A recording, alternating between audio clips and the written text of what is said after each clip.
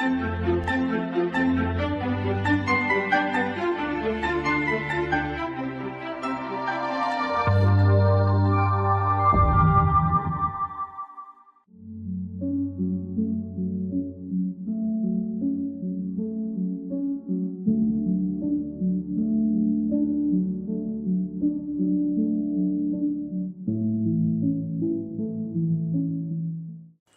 শিক্ষার্থীরা, তোমাদের সকলকে স্বাগত জানাই।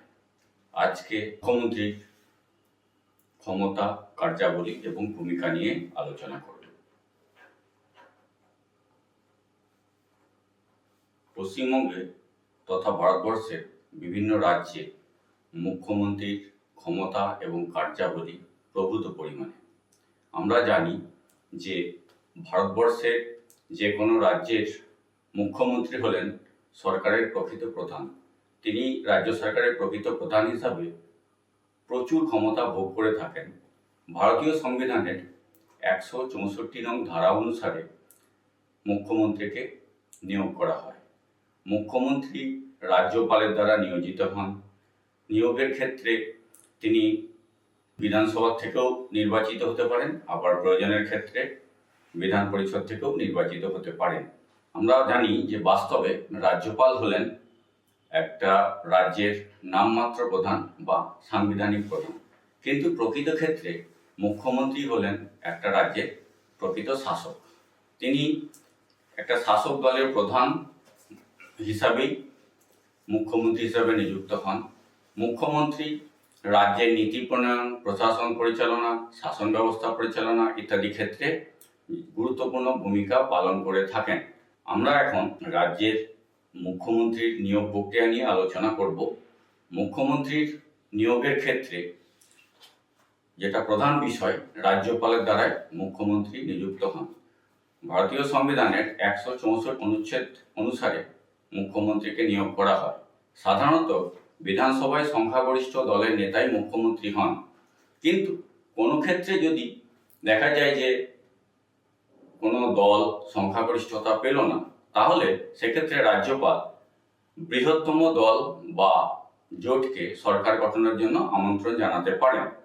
কিছু ক্ষেত্রে দেখা যায় যে মুখ্যমন্ত্রী রাজ্য বিধানসভা ছাড়াও যেসব জায়গায় দ্বিকক্ষ বিশিষ্ট সভা রয়েছে, যেমন বিধানসভা ছাড়াও বিধান পরিষদ রয়েছে, সেক্ষেত্রে বিধান পরিষদের সদস্যকেও মুখ্যমন্ত্রী হিসাবে নিযুক্ত করার জন্য আহ্বান জানাতে পারেন। উদাহরণস্বরূপ আমরা বলতে পারি যে 1962 সালে তামিলনাড়ু রাজ্য, তৎকালীন মাদ্রাজ রাজ্যে চক্রবর্তী রাজা গোপালাচারীকে বিধান পরিষদ থেকে মুখ্যমন্ত্রী হিসাবে নিযুক্ত করা হয়েছিল।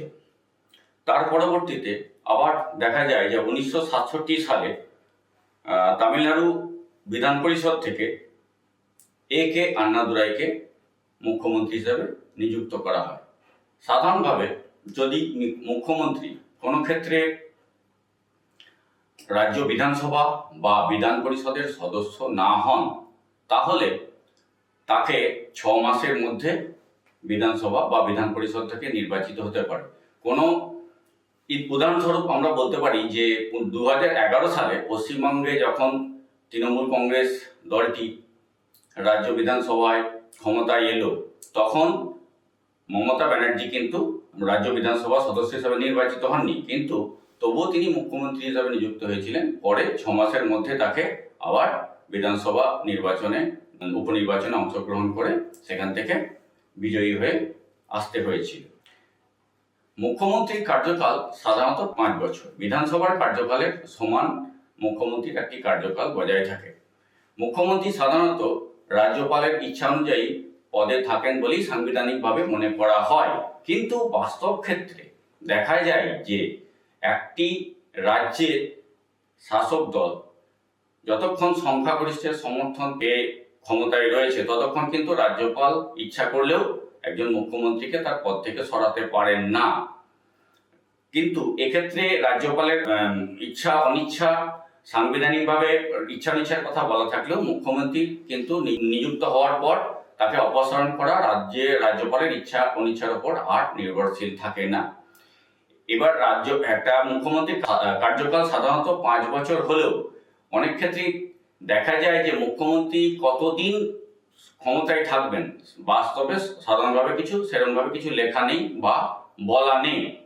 আমরা দেখতে পাই যে এক একটা রাজ্যের মুখ্যমন্ত্রী দীর্ঘদিন ধরে ক্ষমতায় থেকেছেন। সব থেকে বেশি পরিমাণে বেশি দিন ধরে কার্যকাল পালন করেছেন মুখ্যমন্ত্রী হিসাবে সিকিমের মুখ্যমন্ত্রী শ্রী পবন চামলিং। তিনি 24 বছর 165 দিন ক্ষমতায় ছিলেন। তারপরেই আমরা নবীন পট্টনায়কের কথা বলতে পারি, যিনি উড়িষ্যার মুখ্যমন্ত্রী ছিলেন প্রায় 24 বছর 99 দিন। আর আমরা পশ্চিমবঙ্গের উদাহরণ দিলে দেখতে পাবো যে শ্রী জ্যোতি বসু ক্ষমতায় ছিলেন 23 বছর 137 দিন। সুতরাং মুখ্যমন্ত্রী যে বিধানসভার কার্যকালের সময় একটি বিধান 5 বছরই ক্ষমতায় থাকবেন এরকম কোনো কিছু সাংবিধানিকভাবে বলা নেই। কিন্তু কিছু কিছু ক্ষেত্রে আমরা দেখতে পাই যে মুখ্যমন্ত্রী 5 বছরের আগেই তার কার্যকাল শেষ হয়ে যেতে পারে। কি কি ক্ষেত্রে শেষ হয়ে যেতে পারে? এখানে আমরা বলতে পারি যে বিধানসভায় যদি তিনি কোনো কারণে সংখ্যাগরিষ্ঠতা হারান, অর্থাৎ বিধানসভায় তিনি যে দল থেকে সংখ্যাগরিষ্ঠ দল থেকে মুখ্যমন্ত্রী হয়েছেন সেই দল যদি কোনোভাবে সংখ্যাগরিষ্ঠতা হারায়, অর্থাৎ সেই দল থেকে যদি তার বিধানসভা সদস্যরা দলত্যাগ করে অন্য দলে যান বা অন্য কোনো কারণে যদি সংখ্যাগরিষ্ঠতা হারায় ক্ষমতাসীন দল, তাহলে কিন্তু মুখ্যমন্ত্রী তার পদ হারাতে পারেন। এছাড়াও মুখ্যমন্ত্রী যদি নিজে পদত্যাগ করতে চান সেক্ষেত্রে কিন্তু তিনি পদত্যাগ করতে পারেন, তাহলে তার কার্যকাল শেষ হয়ে যাবে 5 বছরের আগে।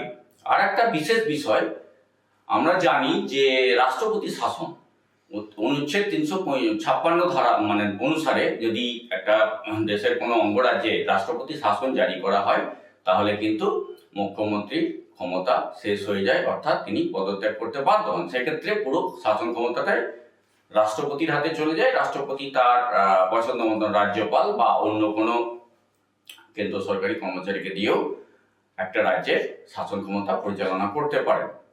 এবার আমরা মুখ্যমন্ত্রীর ক্ষমতা এবং কার্যাবলী নিয়ে আলোচনা করব।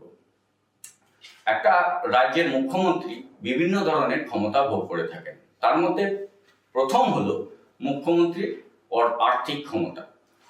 এবার মুখ্যমন্ত্রী কি কি ধরনের আর্থিক ক্ষমতা ভোগ করে থাকেন? তিনি বিধানসভার নেতা হিসাবে গোটা রাজ্যের যে বাজেট প্রস্তুত হয়, অর্থাৎ একটা রাজ্যের আয় ব্যয় যে কত টাকা সংস্থান হবে বা সংকলন করা হবে সেই বিষয়টা কিন্তু মুখ্যমন্ত্রী তত্ত্বাবধান করেন। অ্যাকচুয়ালি রাজ্যের অর্থমন্ত্রী বাজেট প্রস্তুত করলেও মুখ্যমন্ত্রীর পরামর্শ এবং তত্ত্বাবধানের মধ্যে দিয়ে কিন্তু প্রকৃতপক্ষে একটা রাজ্য বাজেট প্রস্তুত হয়। এছাড়াও একটা রাজ্যের রাজস্ব সংগ্রহ কতখানি হবে বা ব্যয় কতটা হবে সেটাও কিন্তু টোটাল বিষয়টাই মুখ্যমন্ত্রী তদারকি করে থাকেন। একটা রাজ্যের রাজস্ব সংগ্রহের যেমন বর্তমানে দেখা যায় যে এসজিএসটি অর্থাৎ স্টেট জিএসটি থেকে কর সংগ্রহ করা, বিভিন্ন পঞ্চায়েতের থেকে কর সংগ্রহ করা, এছাড়াও রাজ্যের কর সংগ্রহ করার যে সমস্ত প্রভিশন রয়েছে সেই সমস্ত জায়গা থেকে একটা রাজ্য কিভাবে কর সংগ্রহ করবে তার কিন্তু টোটাল একটা পরিকল্পনা মুখ্যমন্ত্রী করে দিতে পারেন। এবং একটা রাজ্যের ব্যয় কতখানি হবে সেটাও কিন্তু একটা মুখ্যমন্ত্রী নির্ধারণ করতে পারে। প্রয়োজন পড়লে যদি কোনো রাজ্যে দেখা যাচ্ছে যে প্রশাসনিক ক্ষেত্রে বা অন্যান্য কার্যক্রম পরিচালনার জন্য ব্যয়ের পরিমাণ অনেক বেড়ে গেছে, অর্থাৎ অনেকটা বাজেট ঘাটতি হচ্ছে বা রাজস্ব ঘাটতি হচ্ছে, সেক্ষেত্রে কিন্তু মুখ্যমন্ত্রী ব্যয় সংকোচের জন্য পরামর্শ দিতে পারেন বা তিনি তার ব্যবস্থা করতে পারেন। এছাড়া একটা রাজ্যে কি কি সমাজ কল্যাণমূলক প্রকল্প চালু হবে সেক্ষেত্রে মুখ্যমন্ত্রী তত্ত্বাবধান করতে পারেন। সেই সমস্ত সমাজ কল্যাণমূলক প্রকল্পে কি কি কতখানি টাকা সেখানে সংস্থান করা হবে, বিভিন্ন প্রকল্পগুলো কিভাবে পরিচালিত হবে, কতখানি টাকা সেখানে সংস্থান করা হবে, তাছাড়াও কত লোককে সেই অর্থাৎ উপভোক্তা হিসাবে কত মানুষ বা কত সংখ্যক জনগণ সেই জনকল্যাণমূলক প্রকল্পের উপভোক্তা হিসাবে অংশ নিতে পারবেন বা উপভোক্তার সুযোগ পাবেন, সেটাও কিন্তু একটা রাজ্যের মুখ্যমন্ত্রী তদারকি করে থাকেন বা তিনি এই বিষয়ে নেতৃত্ব প্রদান করে থাকেন। আমরা দেখতে পাই যে আমরা যদি পশ্চিমবঙ্গের উদাহরণ দিই, পশ্চিমবাংলায় বিভিন্ন ধরনের জনকল্যাণমূলক প্রকল্প চালু রয়েছে। সেক্ষেত্রে দেখতে পাচ্ছি যে বিভিন্ন প্রকল্পে কতখানি অর্থ সংস্থান করা হবে এবং কত সংখ্যক মানুষ সেই সমস্ত জনকল্যাণমূলক প্রকল্পের সুযোগ সুবিধা পাবেন, সেই বিষয়টাও কিন্তু মুখ্যমন্ত্রীর নেতৃত্বে পরিচালিত হয়। এছাড়াও বিভিন্ন ক্ষেত্রেই রাজ্যের যে কোনো বিষয়ে আর্থিক নীতি নির্ধারণে একটি রাজ্যের মুখ্যমন্ত্রী গুরুত্বপূর্ণ ভূমিকা পালন করে থাকেন বা গুরুত্বপূর্ণ ভূমিকা রাখেন। এছাড়াও আমরা মুখ্যমন্ত্রীর আইনগত ক্ষমতা নিয়ে এবার আলোচনা একটু আইনগত দিক থেকে আমরা দেখতে পাই যে মুখ্যমন্ত্রী হচ্ছেন আইনসভার নেতা, অর্থাৎ রাজ্য বিধানসভার নেতা। রাজ্য বিধানসভার ক্ষেত্রে তিনি ভীষণ গুরুত্বপূর্ণ ভূমিকা পালন করে থাকেন। যেমন আইন প্রণয়নের ক্ষেত্রে তার ভূমিকা, অর্থাৎ আইনের খসড়া তৈরি করা, বিধানসভায় পেশ করা, তারপর সেটা রাজ্যপালের কাছে পাঠানো এবং টোটাল বিষয়টা রাজ্যপালের সঙ্গে যে কোঅর্ডিনেশন করা, সেটা কিন্তু একটা রাজ্যের মুখ্যমন্ত্রী করে থাকেন। এছাড়াও রাজ্য বিধানসভায় বাজেট পেশ করা, নীতি এবং বিভিন্ন যে সরকারি নীতিগুলো নির্ধারণ করা, সেই নীতিগুলোকে পাস করা এবং কার্যকর করা, সমস্ত বিষয়টাই কিন্তু একটা রাজ্যের মুখ্যমন্ত্রীর তত্ত্বাবধানে পরিচালিত হয়। এছাড়াও মুখ্যমন্ত্রীর আইনগত ক্ষমতার অন্যান্য দিক যদি আমরা দেখি, তাহলে দেখতে পাই যে বিধানসভা ভঙ্গের সুপারিশ প্রয়োজনে মুখ্যমন্ত্রী করতে পারেন।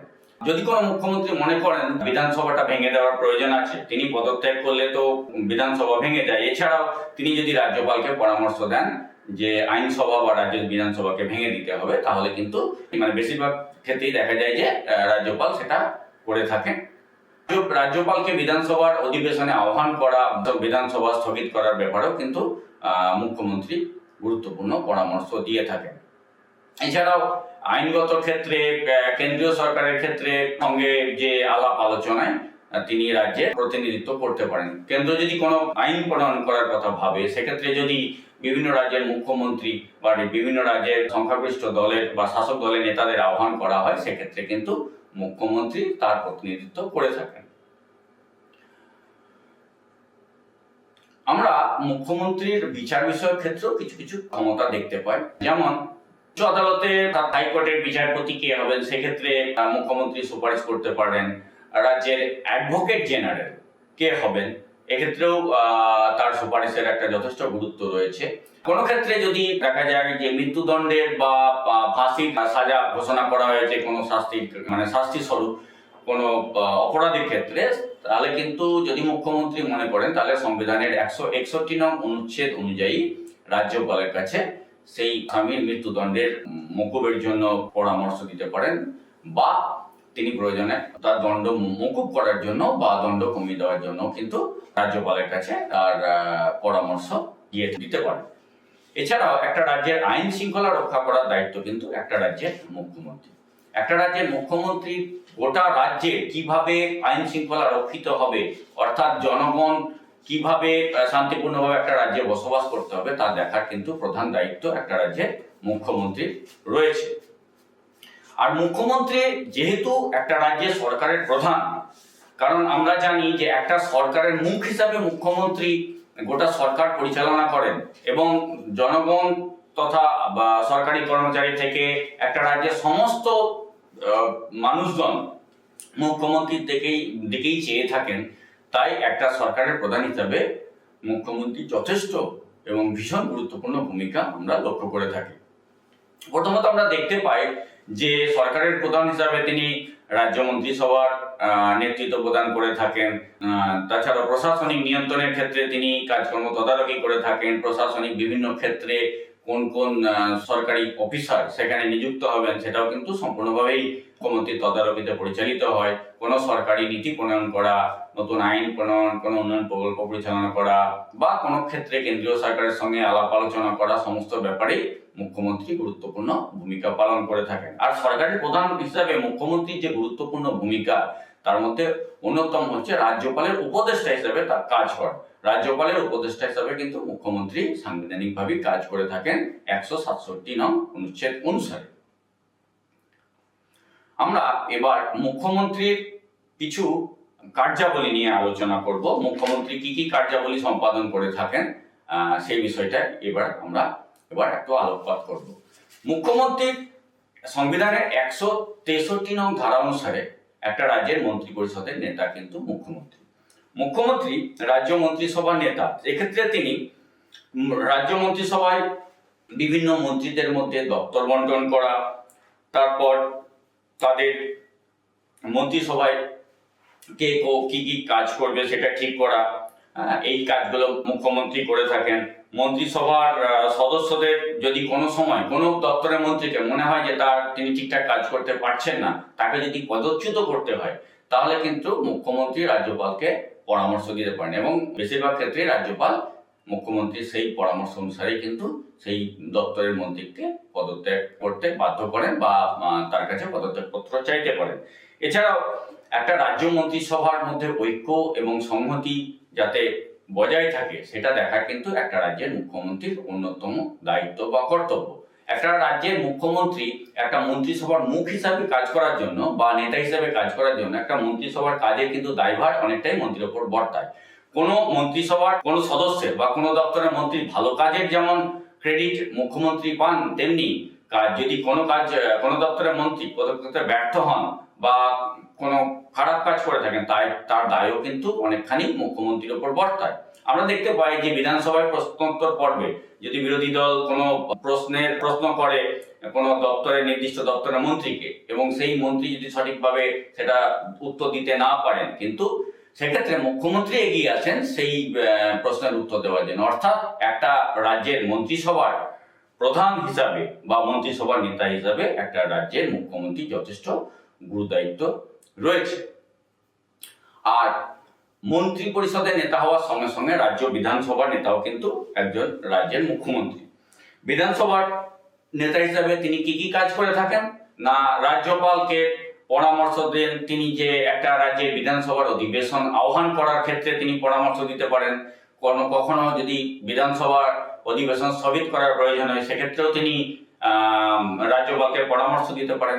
এছাড়াও আমরা দেখতে পাই যদি কোনো কারণে বিধানসভা ভেঙে দেওয়ার প্রয়োজন মনে করেন, যে রাজ্যের শাসন ব্যবস্থা ঠিকঠাক চলছে না, বিধানসভাটা ভেঙে দিয়ে নতুন করে রি-ইলেকশনে যাওয়া উচিত বা পুনর্নির্বাচনে যাওয়া উচিত, সেক্ষেত্রে কিন্তু একজন রাজ্যের মুখ্যমন্ত্রী রাজ্যপালকে পরামর্শ দিতে পারেন বিধানসভা ভেঙে দেওয়ার জন্য। এছাড়াও বিধানসভার বিভিন্ন মন্ত্রীদের যেহেতু একটা রাজ্যের বিধানসভায় মন্ত্রী পরিষদ, মুখ্যমন্ত্রীর সাথে সাথে মন্ত্রী পরিষদ তাদের কাজের জন্য বিধানসভার প্রতি যৌথভাবে দায়িত্বশীল থাকেন, সেহেতু প্রত্যেকটা কাজের জন্য এবং তার জবাবদিহিতার জন্য মুখ্যমন্ত্রী একটা মন্ত্রী পরিষদের নেতা হিসেবে অনেকখানি দায়বদ্ধ থাকেন। এছাড়াও আমরা দেখতে পাই যে বিধানসভার অধিকার, সদস্যদের অধিকার এবং তথা সমগ্র বিধানসভার মর্যাদা যাতে রক্ষা করা হয় বা সুরক্ষিত থাকে, সেটা দেখার কিন্তু একটা রাজ্যের মুখ্যমন্ত্রীর অন্যতম দায়িত্ব বা কর্তব্য বলে আমরা মনে করি। আর একটা গুরুত্বপূর্ণ বিষয় বিধানসভার নেতা হিসাবে, সেটা কি না, একটা রাজ্যের মুখ্যমন্ত্রী বিধানসভার নেতা হিসাবে বিরোধী দলের সঙ্গে সুসম্পর্ক বজায় রাখা, অর্থাৎ বিরোধী দলনেতার সঙ্গে সুসম্পর্ক বজায় রেখে কি করে রাজ্য প্রশাসনটা পরিচালিত হবে সেটা দেখার দায়িত্ব কিন্তু বা সেই কাজটা করার দায়িত্ব কিন্তু মুখ্যমন্ত্রী। এর সাথে সাথে বিরোধী দলের সদস্যদের মর্যাদা এবং অধিকার রক্ষার বিষয়টাও কিন্তু মুখ্যমন্ত্রী দেখার কাজ। অর্থাৎ একটা রাজ্য যদি সুষ্ঠুভাবে পরিচালনা করতে হয়, তাহলে কিন্তু বিধানসভায় যে বিরোধী দল রয়েছে তার সঙ্গে যদি সুসম্পর্ক বজায় রাখা না হয়, তাহলে কিন্তু একটা রাজ্য সঠিকভাবে পরিচালিত হবে না। সেক্ষেত্রে দেখা যাবে যে বিধানসভায় বিভিন্ন কাজের ক্ষেত্রে বারবার করে বিরোধী দল বাধা সৃষ্টি করবে, কোনো আইন পাসের ক্ষেত্রে বা কোনো নীতি নির্ধারণের ক্ষেত্রে বা কোনো প্রকল্প চালু করার ক্ষেত্রে, প্রত্যেকটা ক্ষেত্রেই বাধার সম্মুখীন হবে। সুতরাং এই যাতে বাধার সম্মুখীন না হয়ে একটা স্মুথলি এবং খুব ভালোভাবে যাতে একটা রাজ্য পরিচালনা করা যায় এবং রাজ্যের সমস্ত কাজকর্ম যাতে সঠিকভাবে পরিচালিত হয়, সেটা করার জন্য একজন মুখ্যমন্ত্রী বিরোধী দলনেতা তথা বিরোধী দলের সমস্ত সদস্যদের সঙ্গে একটা সুসম্পর্ক বজায় রাখবেন, এটাই বাঞ্ছনীয়। আর মুখ্যমন্ত্রীর আর একটা গুরুত্বপূর্ণ কাজ হচ্ছে, তিনি সংখ্যাগরিষ্ঠ দলের নেতা হিসাবে কাজ পরিচালনা করে থাকেন বা কাজ করে থাকেন। মুখ্যমন্ত্রী হলেন রাজ্যের প্রকৃত শাসক। যেহেতু একটা সংখ্যাগরিষ্ঠ দল একটা রাজ্যের শাসন ক্ষমতায় আসে, সেই দলের প্রধান মুখ বা প্রকৃত শাসক যেহেতু মুখ্যমন্ত্রী, তাই একটা রাজ্যের সংখ্যাগরিষ্ঠ দলের নেতা হিসেবে তার বেশ কিছু গুরুত্বপূর্ণ ভূমিকা থেকে যায়।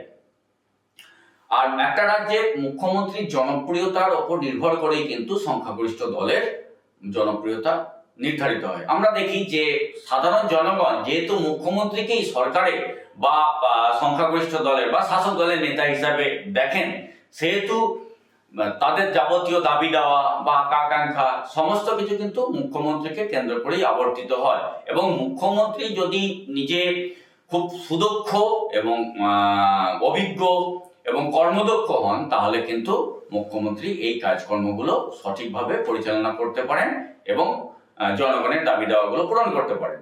আর একটা রাজ্যের সংখ্যাগরিষ্ঠ দল বা শাসক দলের নেতা হিসেবে মুখ্যমন্ত্রী বেশ কিছু দায়ী বা দায়িত্ব থেকে যায়। একটা শাসক দল যে সমস্ত নীতি নির্ধারণ করছে বা একটা রাজ্য পরিচালনার ক্ষেত্রে যে সমস্ত ভূমিকা পালন করছে, সেক্ষেত্রে কিন্তু টোটাল বিষয়টা তদারকির দায়িত্ব কিন্তু একটা রাজ্যের মুখ্যমন্ত্রী। আর তার যে দক্ষতা এবং তার নেতৃত্বের গুণেই কিন্তু একটা শাসক দলের বা সংখ্যাগরিষ্ঠ দলের মুখটা জনগণের কাছে তথা বিরোধী দলের কাছে বা সমগ্র দেশের জনগণের কাছে উজ্জ্বল হয়ে থাকে। সংখ্যাগরিষ্ঠ দলের নেতা হিসাবে মুখ্যমন্ত্রীর একটা গুরুত্বপূর্ণ দায়িত্ব হচ্ছে কি না, একটা রাজ্যে যখনই সংখ্যাগরিষ্ঠ দল থাকে তার মধ্যে দেখা যায় যে অনেক ক্ষেত্রে উপদলীয় কোন্দল বা গোষ্ঠীদ্বন্দ্ব হয়। তো এই একটা রাজ্যের সংখ্যাগরিষ্ঠ দল বা শাসক দলের মধ্যে যাতে এই যে উপদল বা গোষ্ঠীদ্বন্দ্বের সৃষ্টি না হয়, সেটা দেখা কিন্তু একটা রাজ্যের মুখ্যমন্ত্রীর অন্যতম কাজ। যেহেতু তিনি একটা রাজ্যের শাসক দলের বা সংখ্যাগরিষ্ঠ দলের নেতা, সেহেতু তার প্রধান কাজ হচ্ছে তার যে দল, সেই দলে যেন কোনোভাবেই কোনো রকম ভাবে কোনো সমস্যার সৃষ্টি না হয়, সেখানে যাতে কোনো গোষ্ঠীদ্বন্দ্ব সৃষ্টি না হয়, সেখানে যাতে কোনো রকম বিরোধ সৃষ্টি না হয়, অর্থাৎ সবাই মিলে সাথে সাথে কাঁধ মিলিয়ে যাতে একটা সরকার পরিচালনায় সক্রিয়ভাবে ভূমিকা পালন করে বা অংশগ্রহণ করে তথা জনগণের দাবি দেওয়াগুলো সঠিকভাবে পূরণ করতে পারে, সেটা দেখা কিন্তু মুখ্যমন্ত্রীর প্রধান কাজ। আর একটা সংখ্যাগরিষ্ঠ দলের নেতা হিসাবে মুখ্যমন্ত্রীর অন্যতম এবং প্রধান দায়িত্ব হচ্ছে কি না, একটা দলে তার সংখ্যাগরিষ্ঠ দল বা তিনি যে দলের বা শাসক দলের নেতা বা নেত্রী, সেক্ষেত্রে সেই দলের মধ্যে যাতে সঠিকভাবে ঐক্য এবং সংহতি বজায় থাকে এবং সকলে যাতে সম্মতভাবে ঐক্যবদ্ধভাবে কাজ করে একটা রাজ্যকে সুষ্ঠুভাবে পরিচালনা করতে পারে এবং রাজ্যের মুখ জনগণ তথা দেশের কাছে উজ্জ্বল করতে পারে, সেটা দেখা কিন্তু মুখ্যমন্ত্রীর অন্যতম দায়িত্ব বা কর্তব্য। আর মুখ্যমন্ত্রীর আর একটা গুরুত্বপূর্ণ দায়িত্ব বা কাজ হচ্ছে জনগণের নেতা হিসাবে। জনগণের নেতা হিসাবে মুখ্যমন্ত্রীর কি কি কাজ থাকতে পারে না, আমরা জানি যে একটা রাজ্যের যেহেতু প্রশাসনিক প্রধান বা শাসক প্রধান হচ্ছে মুখ্যমন্ত্রী, তাই একটা রাজ্যে জনগণের যে কোনো দাবি দেওয়া, যে কোনো চাহিদা মুখ্যমন্ত্রীকে কেন্দ্র করেই আবর্তিত হয়। জনগণ সমস্ত কিছুর জন্যই মুখ্যমন্ত্রীর মুখের দিকে তাকিয়ে থাকে। মুখ্যমন্ত্রীর কর্মদক্ষতা, তার অভিজ্ঞতা, তার জনপ্রিয়তার উপরেই কিন্তু একটা রাজ্যের শাসন কার্যের যে উজ্জ্বলতা, সেটা আমরা দেখতে পাই। দেখা যায় যে কোনো ক্ষেত্রে কোনো সংকটের সৃষ্টি হলো, যেমন উদাহরণস্বরূপ আমরা বলতে পারি যে কোভিড-19 সময় যখন গোটা ভারতবর্ষের গোটা সমগ্র দেশ তথা বিভিন্ন রাজ্যগুলিতে একটা আপৎকালীন একটা পরিস্থিতির সৃষ্টি হয়েছিল বা সংকটের সৃষ্টি হয়েছিল, সেক্ষেত্রে জনগণ দিগ্ভ্রান্ত হয়ে গেছিল। সেক্ষেত্রে কিন্তু মুখ্যমন্ত্রীর বা একটা রাজ্যের শাসক প্রধানের মুখের দিকেই বা শাসক প্রধানের দিকেই কিন্তু জনগণ তাকিয়েছিল এবং জনগণ তার যে অসুবিধা, তাদের যে চাহিদা, সবগুলো দাবি দেওয়াগুলো সাধারণত মুখ্যমন্ত্রীর কাছেই তুলে ধরে এবং মুখ্যমন্ত্রী তার কর্মদক্ষতা এবং গুণের দ্বারায় সেই সংকটজনক পরিস্থিতিকে মোকাবেলা করেছিলেন বিভিন্ন রাজ্যের ক্ষেত্রে এবং বেশিরভাগ ক্ষেত্রেই তারা অনেকাংশেই সফল হয়েছিল। একটা রাজ্যের জনগণের দাবি দেওয়া তথা সমস্ত কিছু পূরণ করার জন্য যেহেতু মুখ্যমন্ত্রীর মুখের দিকেই বা মুখ্যমন্ত্রীর প্রতি জনগণ তাকিয়ে থাকেন, তাই একটা মুখ্যমন্ত্রী কতখানি কর্মদক্ষতার সঙ্গে এবং কতখানি সুষ্ঠুভাবে সেগুলো তাদের দাবি দেওয়া পূরণ করতে পারছেন, তার উপর কিন্তু যেমন মুখ্যমন্ত্রীর জনপ্রিয়তা নির্ভর করছে, সে সঙ্গে সঙ্গে সেই রাজ্যের শাসক দল বা সংখ্যাগরিষ্ঠ দলের জনপ্রিয়তাও নির্ভর করে। আর মুখ্যমন্ত্রী জনগণের সঙ্গে সংযোগ বজায় রাখার জন্য বিভিন্ন সময় বিভিন্ন সংবাদ মাধ্যম, বিভিন্ন বেতার মাধ্যম, বর্তমানে বিভিন্ন সোশ্যাল মিডিয়ার দ্বারাও জনগণের সাথে কানেক্টেড হন এবং বিভিন্ন দাবি দেওয়াগুলো জনগণের শোনেন এবং তার সেগুলো পূরণ করার চেষ্টাও করে থাকেন। আমরা ভারতবর্ষে কোনো কোনো রাজ্যে দেখতে পাই যে বিভিন্ন মুখ্যমন্ত্রীর কাছে দাবি দেওয়া তুলে ধরার জন্য বিভিন্ন প্রকার হেল্পলাইন বা ইমেলের দ্বারা বা ফোনের দ্বারা বিভিন্ন হেল্পলাইন চালু করা হয়। তাদের যে সমস্যা রয়েছে, দাবি দেওয়াগুলো রয়েছে, সেগুলো সরাসরি যাতে মুখ্যমন্ত্রীর কাছে পৌঁছে যায় এবং মুখ্যমন্ত্রী সেই সমস্ত তার যে টিম থাকে সেগুলো মুখ্যমন্ত্রীর কাছে সেগুলো পৌঁছে দেয় এবং মুখ্যমন্ত্রী তাৎক্ষণিকভাবে সেই সমস্যাগুলো সমাধানের জন্য চেষ্টা করে থাকেন। আর মুখ্যমন্ত্রী জনগণের নেতা হিসাবে এই ভূমিকার দ্বারাই একটা রাজ্যে মুখ্যমন্ত্রী কতটা জনপ্রিয় হবেন এবং একটা রাজ্যের জনগণের কাছে মুখ্যমন্ত্রী কতটা মূর্ত প্রতীক হিসাবে নিজেকে তুলে ধরতে পারবেন, এটা অনেকাংশে নির্ভর করছে মুখ্যমন্ত্রীর কর্মদক্ষতা এবং তার অভিজ্ঞতা এবং তার পরিচালনা দক্ষতার ওপর। আমরা এবার মুখ্যমন্ত্রীর সঙ্গে রাজ্যপালের সম্পর্ক নিয়ে আলোচনা করব যে রাজ্যপালের পরামর্শদাতা হিসাবে মুখ্যমন্ত্রীর কি ভূমিকা বা রাজ্যপালের পরামর্শদাতা হিসাবে মুখ্যমন্ত্রীর কি কাজ সেটা নিয়ে। একটা রাজ্যের রাজ্যপাল যেহেতু সাংবিধানিক প্রধান, সেহেতু একটা রাজ্যের মুখ্যমন্ত্রী প্রকৃত প্রধান বা শাসক প্রধান বা বাস্তব প্রধান যাই বলি না কেন, তিনি হলেও রাজ্যপালের সঙ্গে সমন্বয় রেখেই কিন্তু তাকে কাজকর্ম পরিচালনা করতে হয়। আর এই রাজ্যপালের সঙ্গে সম্পর্কের উপর ভিত্তি করেই কিন্তু একটা রাজ্যে সুশাসন এবং সঠিকভাবে রাজ্যের প্রশাসন পরিচালনার বিষয়টা অনেকাংশে নির্ভর করে। রাজ্যপালের পরামর্শদাতা হিসাবে আমরা দেখতে পাই যে 167 নং অনুচ্ছেদে এই বিষয়টা নিয়ে আলোচনা করা আছে সংবিধানে। সেক্ষেত্রে আমরা দেখতে পাচ্ছি যে একজন রাজ্যপালের পরামর্শদাতা হিসাবে মুখ্যমন্ত্রী কি ভূমিকা পালন করছেন বা কি কাজ করছেন। মুখ্যমন্ত্রী যেমন মন্ত্রীদের শপথ গ্রহণ কখন হবে বা কে কোন দপ্তরের মন্ত্রী হবেন বা মন্ত্রীদের দপ্তর বন্টনের ক্ষেত্রে মুখ্যমন্ত্রী রাজ্যপালকে পরামর্শ দেন এবং সাধারণত মুখ্যমন্ত্রীর এই পরামর্শ ক্রমে কিন্তু রাজ্যপাল সেই শাসক দলের সদস্যদের কে কোন দপ্তরের মন্ত্রী হন সেই মন্ত্রী হবেন সেই মুখ্যমন্ত্রী পরামর্শক্রমে সেই দপ্তরগুলো বন্টন করে থাকেন। আর রাজ্যপালকে বিধানসভার অধিবেশন কখন আহ্বান করতে হবে, বিধানসভার অধিবেশন কখন স্থগিত করতে হবে, কখন যদি প্রয়োজন হয় বিধানসভা ভেঙে দেওয়ার, সেক্ষেত্রেও পরামর্শ দান করে থাকেন মুখ্যমন্ত্রী। এছাড়াও আমরা দেখতে পাচ্ছি যে রাজ্যের প্রশাসন সম্পর্কিত যদি কোনো তথ্য, অর্থাৎ কিভাবে প্রশাসন পরিচালনা হচ্ছে সেই তথ্য যদি রাজ্যপাল চান, তাহলে মুখ্যমন্ত্রী সেই তথ্য রাজ্যপালকে প্রেরণ করতে বাধ্য থাকেন। আর মুখ্যমন্ত্রীর যেহেতু তিনি মন্ত্রিসভার নেতা, তাই যদি কোনো দপ্তরে মন্ত্রীর কাছে কোনো কাজের খতিয়ান চাওয়া হয় বা কি কাজ হচ্ছে সেই কোনো তথ্য যদি রাজ্যপাল জানতে চান, তাহলে সাধারণভাবে মুখ্যমন্ত্রীর থ্রুতেই বা মুখ্যমন্ত্রীর মাধ্যমেই সেই সমস্ত তথ্য বা খতিয়ানগুলো রাজ্যপালের কাছে প্রেরিত হয়। আর কোনো কারণে যদি মুখ্যমন্ত্রী মনে করেন যে কোনো বিশেষ দপ্তরের বা কোনো দপ্তরের মন্ত্রীকে পদচ্যুত করতে হবে বা পদ থেকে সরিয়ে দিতে হবে বা তাকে, সেক্ষেত্রে মুখ্যমন্ত্রী রাজ্যপালকে পরামর্শ দিতে পারেন তার সেই দপ্তরের মন্ত্রীকে সেই পদ থেকে পদত্যাগ করার জন্য। কিন্তু কিছু ক্ষেত্রে রাজ্যপালের সঙ্গে সম্পর্কের ক্ষেত্রে আমরা দেখতে পাচ্ছি যে কিছু ক্ষেত্রে বিরোধ দেখা যাচ্ছে। না, একটা রাজ্যের প্রশাসন পরিচালনার ক্ষেত্রে সংবিধানের অনুচ্ছেদ 163 অনুসারে রাজ্যপাল কিছু স্বেচ্ছাধীন ক্ষমতার অধিকারী। যদি কোনো ক্ষেত্রে রাজ্যপাল স্বেচ্ছাধীন ক্ষমতা প্রয়োগ করার প্রয়োজন বোধ করেন বা প্রয়োগ করেন, সেক্ষেত্রে কিন্তু রাজ্য মন্ত্রিসভার বা মুখ্যমন্ত্রীর পরামর্শ নেওয়ার প্রয়োজন রাজ্যপালের নেই। অর্থাৎ 163 নং অনুচ্ছেদ অনুসারে রাজ্যপালের যে স্বেচ্ছাধীন ক্ষমতা রয়েছে, সেক্ষেত্রে কিন্তু স্বতঃপ্রণোদিতভাবে বা নিজের থেকেই রাজ্যপাল সেটা প্রয়োগ করতে পারেন। সেক্ষেত্রে কিন্তু কোনোভাবেই মুখ্যমন্ত্রী বা মন্ত্রিপরিষদ হস্তক্ষেপ করতে পারেন না। এছাড়াও আমরা দেখতে পাচ্ছি যে আমরা রাষ্ট্রপতি শাসনের ক্ষেত্রে, অর্থাৎ অনুচ্ছেদ রাজ্যের ক্ষেত্রে যে মানে সাংবিধানিক অচল অবস্থা, অনুচ্ছেদের 356 অনুসারে যে কোনো ক্ষেত্রে যদি রাষ্ট্রপতি শাসন জারি হয়, সেক্ষেত্রে কিন্তু পুরো শাসন ক্ষমতাটাই রাজ্যপালের হাত থেকে রাজ্যপালের হাতে চলে যাচ্ছে। প্রয়োজনে যদি রাষ্ট্রপতি মনে করেন রাজ্যপাল ছাড়া অন্য কাউকে নিযুক্ত করবেন রাজ্যের শাসন ক্ষমতা পরিচালনার ক্ষেত্রে, সেখানে করতে পারেন। সেখানে ক্ষেত্রে মুখ্যমন্ত্রীর ক্ষমতা খর্বিত হয় বা মুখ্যমন্ত্রীর ক্ষমতা চলে যায়। আর ভারতীয় যুক্তরাষ্ট্র ব্যবস্থায় মুখ্যমন্ত্রীর একটা গুরুত্বপূর্ণ ভূমিকা রয়েছে, যে রাজ্য পর্যায়ে যেমন প্রশাসনিক বা আইনগত আর্থিক ক্ষমতার মূল কেন্দ্র হিসাবে মুখ্যমন্ত্রী কাজ করে থাকেন বা প্রধান হিসেবে কাজ করে থাকেন। একটা জাতীয় পর্যায়েও একটা রাজ্যকে তুলে ধরার ক্ষেত্রে বা রাজ্যের দাবি দেওয়া মেটানোর ক্ষেত্রে কিন্তু মুখ্যমন্ত্রী রাজ্যের যে দাবি দেওয়া সেগুলো কেন্দ্র সরকারের কাছে বার্গেনিং করতে পারেন। জাতীয় পর্যায়ে যদি কোনো আন্তঃরাজ্য পরিষদ বা নীতি আয়োগের বৈঠক হয় সেক্ষেত্রে তিনি অংশগ্রহণ করতে পারেন।